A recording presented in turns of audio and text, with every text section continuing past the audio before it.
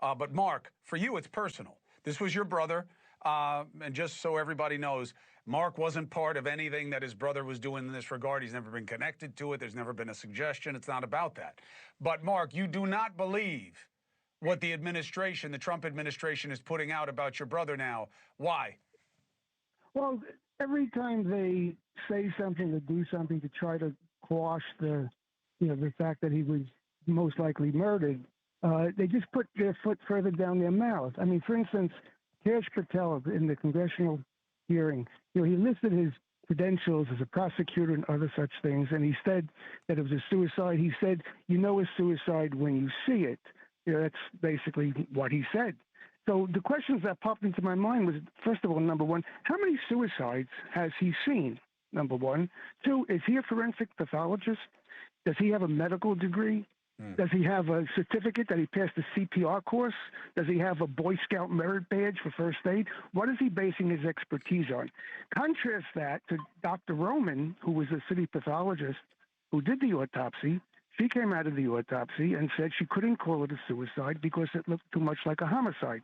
Dr. Michael Bodden, who was there on my behalf, who witnessed the autopsy, also concurred that it looked more like a homicide than a suicide. Now, was Kash Patel in the autopsy room?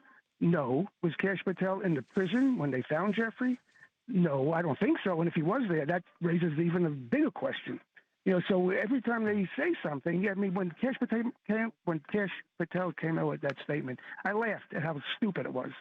And then they just released this video. This you're going to like. After the death, a few days after the death, Bill Barr, the Attorney General, said he saw that video and he saw that nobody went in or out of the tier, and that convinced him it was a suicide.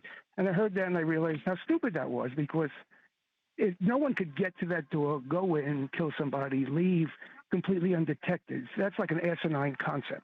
So if Jeff was killed, he was either killed by somebody on the tier or when they locked up the tier. So that's one part of it.